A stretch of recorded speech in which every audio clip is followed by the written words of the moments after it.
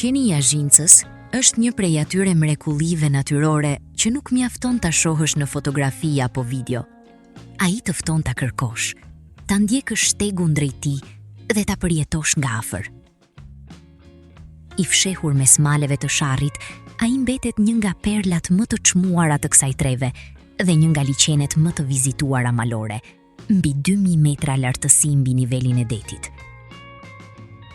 Këtë herë, organizimi i shoqërisë bjeshkatare Maja na bëri bashk një grup adhuruesish të natyrës për të marrë udhën drejt këtij destinacioni të veçantë.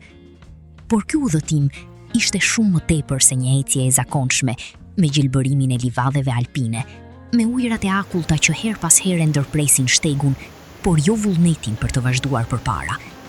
Me freskinë e ajrit malor dhe qetësinë që vetëm bjeshka di ta dhurojë.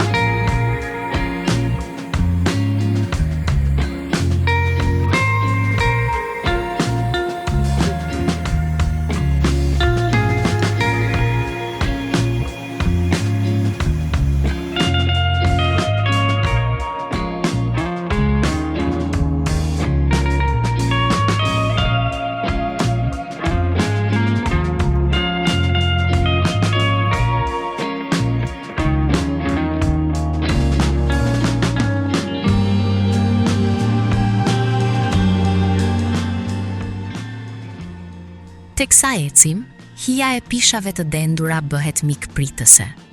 Në ditë të nxehta si kjo, kur ecja ka hyrë tashmë në orën e saj të dytë, freskia e pyllit është një dhuratë më vete.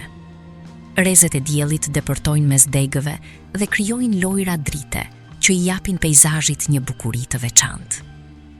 Sa më lart ngjitemi, aq më shumë bindemi se natyra mbetet artistja më e madhe. Ajo krijon pamje që nuk përsëriten kurrë njësoj dhe zgjonte njeriu ndjenjën e admirimit për botën që e rrethon.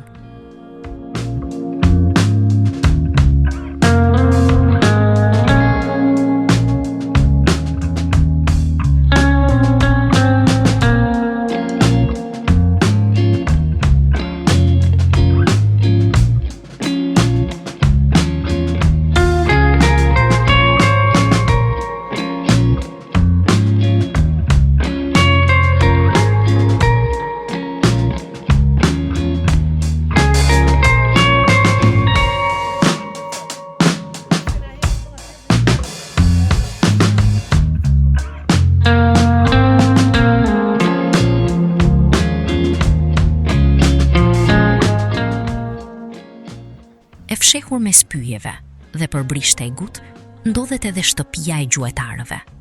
Një dëshmi e pranisë njerëzore edhe shumë dekada më parë në këtë pjesë të sharrit. Edhe pse koha e saktë e ndërtimit të saj nuk dihet, besohet se ajo u ngrit gjatë gjysmës së dytë të shekullit të kaluar, kur ekonomia pyjore dhe gjuetia e organizuar ishin pjesë e jetës së këtyre maleve.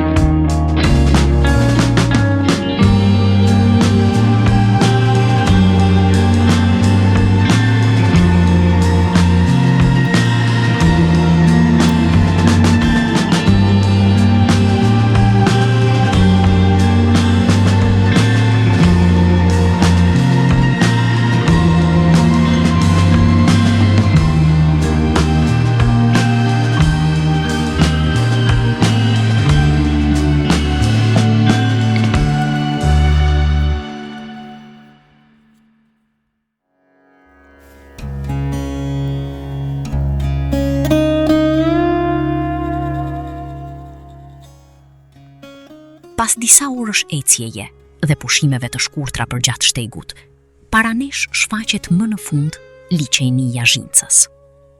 Në lartësinë 2180 metra, i rrethuar nga shkëmbim të lashtë dhe livade alpine, ai qëndron i qetë mes maleve.